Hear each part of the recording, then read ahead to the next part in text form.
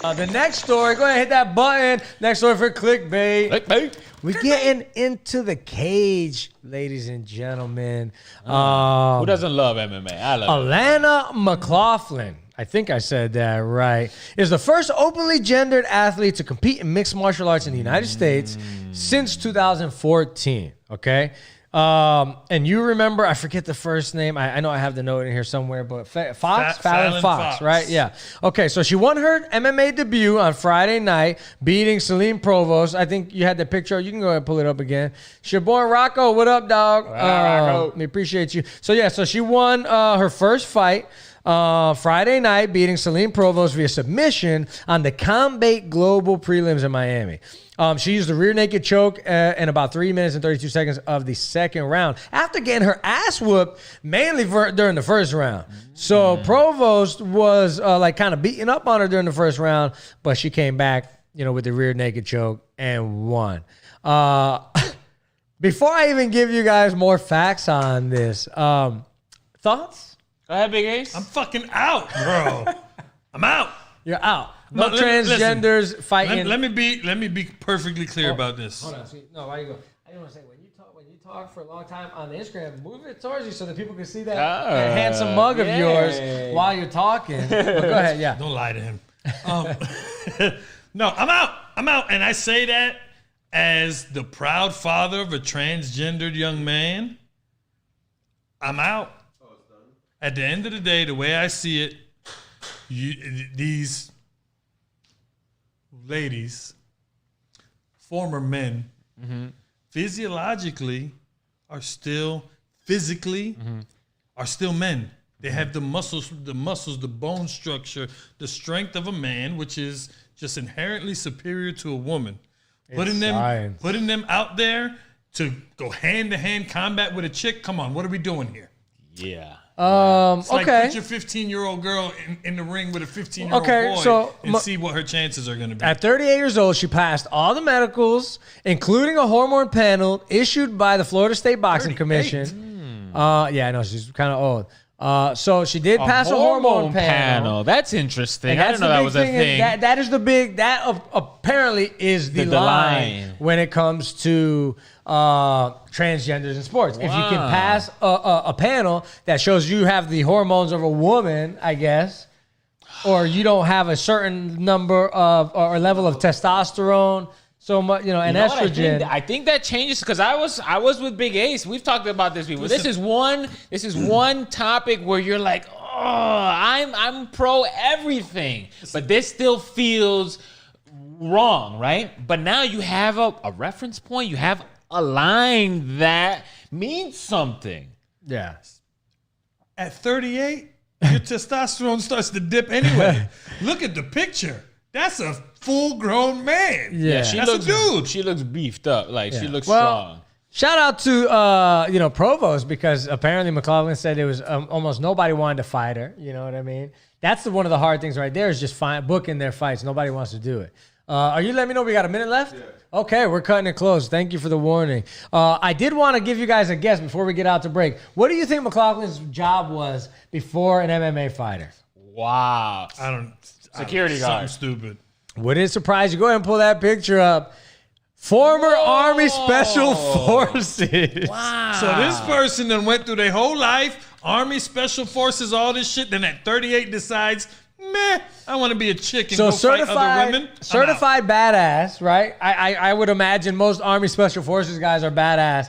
So you've been fighting and kicking ass your whole life as a dude, as a big dude, and now you've decided to become a woman. I definitely understand the unfair, like feeling like, damn, there's really no chance, you know what I mean?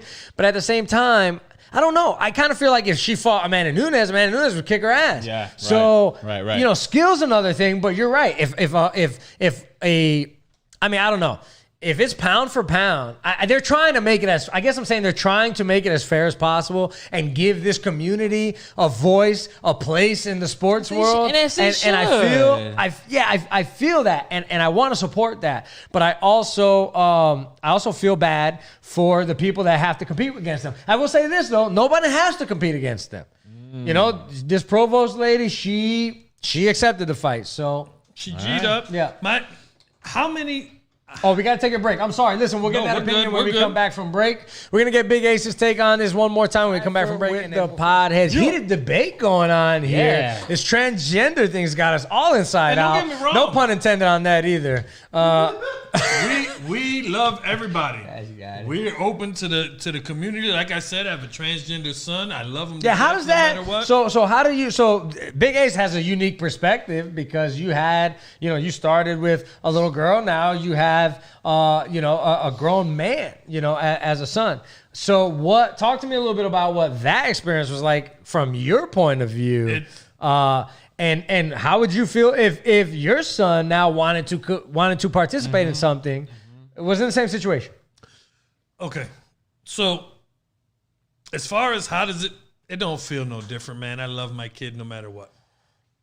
That shit. Sure. As long as he's happy, that's what you're that's all supposed that to matters say. to me. And I get But that, that's how I and I know truly you mean feel, that, though. and I know you mean that. I just want to get a little more in depth as to It's an adjustment. One thing I can say, it's a huge adjustment because, like as you said, her whole life or his whole life, it's been referred to as he, as she, as her, and referring to him as such. So now it's an adjustment. Now it's different. Now I got to remind myself it's he, it's not her. It's him, it's not, her or he, not she. And I do a pretty good job of keeping that under wraps. And I catch myself if I mess it up. And, and he's a great sport about it. He doesn't really give me a hard time about it. I think in the beginning, he didn't tell me right away. And I think a lot of it was because, there was that insecurity, that thought that maybe dad wouldn't accept him or whatever the case may be. But at the end of the day, if it's one of those things, and it's a fine line, right? Because when you got a transgendered male who is physiologically female, he would be at a disadvantage competing against other men. Sure. Whereas The same way a man who is now female is at an advantage. Like in this case. absolutely, Exactly. So it's one of those things where, unfortunately, it has to be looked at individually. Case by maybe if they case. had a transgender league where transgender. Have their own thing. I'm sorry? Disabled people have their own thing. Exactly. Be careful there. It's not a disability. That's true. That's true. It's true. You're not. Good point, JB. No matter how good Cash got at basketball, he's not going to play in the NBA. Sure. So maybe if they had a league for transgender and divisions where, transgendered females fight against transgendered females and transgendered males fight against transgendered males, I think that would probably be the most fair way to do it. But again, it's a slippery slope. I like it. People get sensitive. People get upset and in their feelings.